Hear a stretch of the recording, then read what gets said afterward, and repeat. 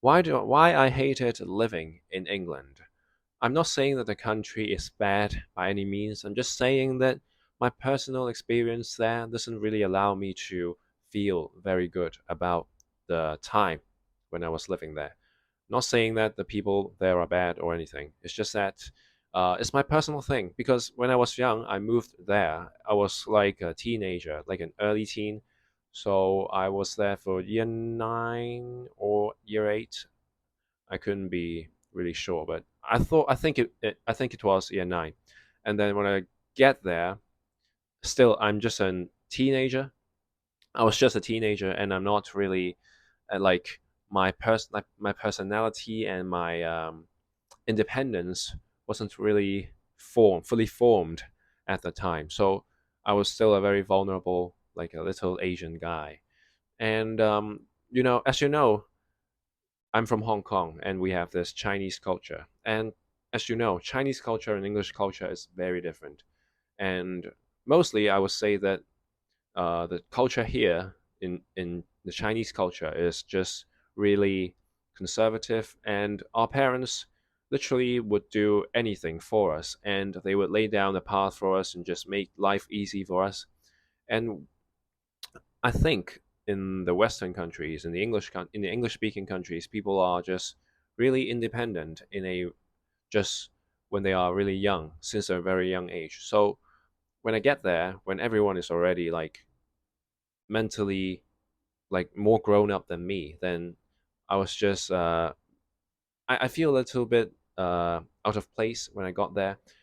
And not only that, my English wasn't really that good either. So I can't really make any friends, even if people would talk to me, because the racism at that time, I mean, I don't want to say that racism is a big problem, as in my whole study period from early secondary school to finishing university, all in England.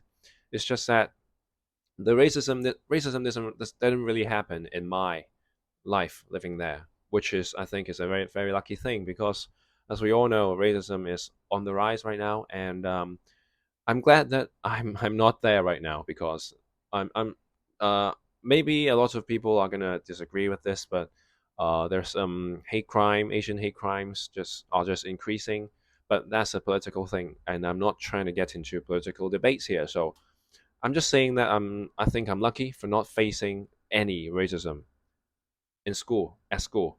I think that's a good thing for me. And but the thing is, even if people approach me and just talk to me, like they treat me like an equal, I just can't really just reply them, but just talk to them or converse with them like normally because my English isn't really that good. And even though I studied English at school, back at home, uh, it just means that I could read English and I do understand English, but speaking is another matter because speaking requires a little bit of different practice, a little different practice than practicing reading or listening, stuff like that. As you can see, my English is not perfect right now. So, how can you expect a teenager, a little guy, a little Asian guy who has just left his country to another country and to speak well? It doesn't happen. So yeah, and even though I can speak, even if I can somehow communicate with other people, our cultural difference is just too big that I can't really like uh, form any meaningful relationship with anyone because I I'm just not getting the English culture at the time.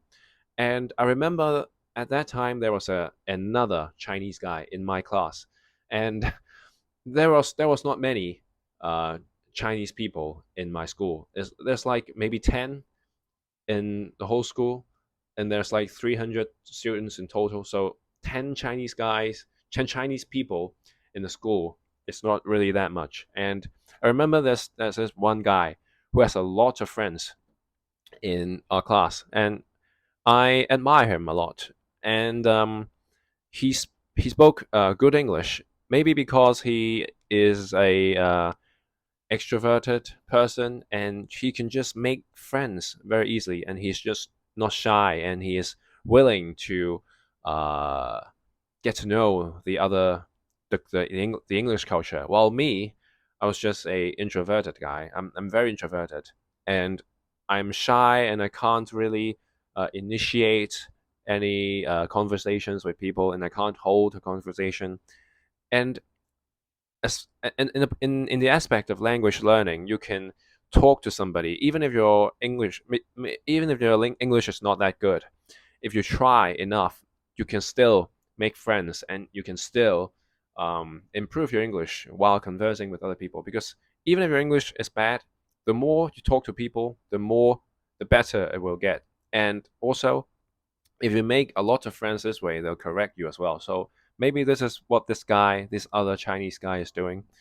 But me, I'm just too shy to make any friends. So at that time, I don't have any friends, and uh, subsequently, my English didn't have a lot of ways to improve, at least in the speaking department. So, of course, there's also the problem of food.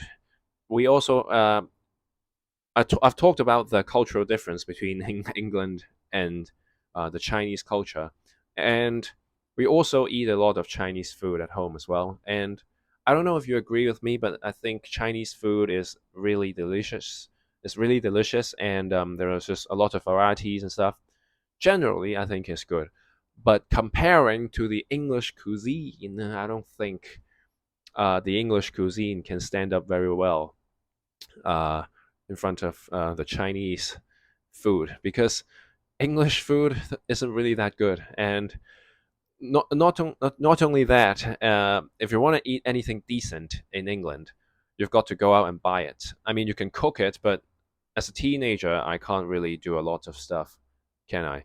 And if you go out and you try to buy Chinese food, which I did a lot, buying Chinese food is good, and well, even though the taste isn't as good as we get at home, it's still, I think, it's possible. It's okay, but the thing is, buying takeaway in England is just too expensive, and you can't just do it all the time. Even though you have a lot of Chinese takeaways you can buy from, you can't just sustain stuff like this, especially if you're just a little student, a young student, just beginning your life there. So also, there is some other English food. There's one Weatherspoon. There's some one Weatherspoon thing.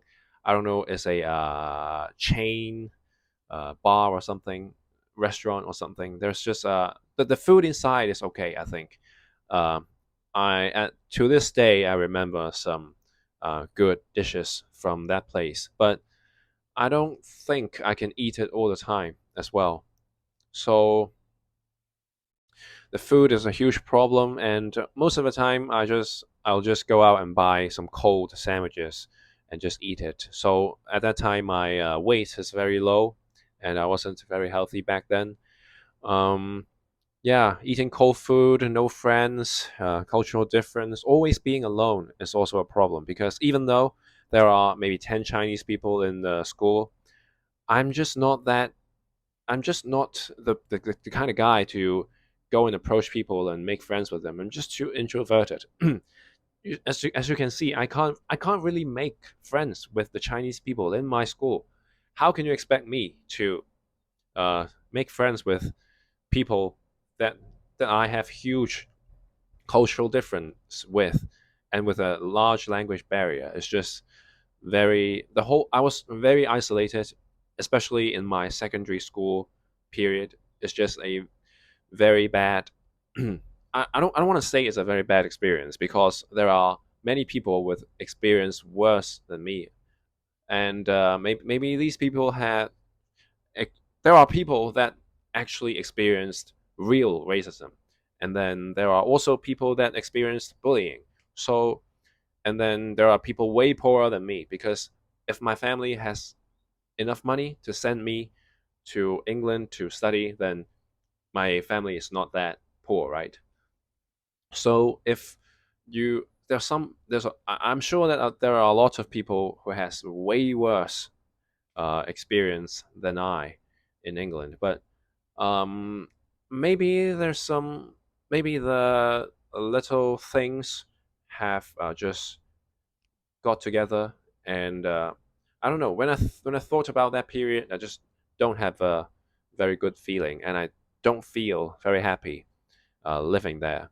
But as as much as I hated living in England, I think I'm grateful for it because as a very young person, if and a very introverted person who has his parents who has his parents taking care of everything for him. I'm talking about me. Um, this is a great chance for me to grow as a person, and even though it's a little bit uh, bad, I feel a little bit unhappy thinking about it. But all the experience just just makes me a better person and make me grow, make me more independent, make me like I wouldn't face a lot of stuff I if I wasn't living in England, and stuff like crime and living on my own, cooking myself, and just trying to really make friends with people. That happens later in my life, in my English life. Um, yeah. So while I hated the whole thing, I'm really grateful for the chance for me to just go there to be independent and grow and live on my own and just trying to stand on my own, I guess. So yeah, I've rambled a lot, and I think that's enough. So thank you if you have listened this far. Thank you for listening, and I'll see you next time.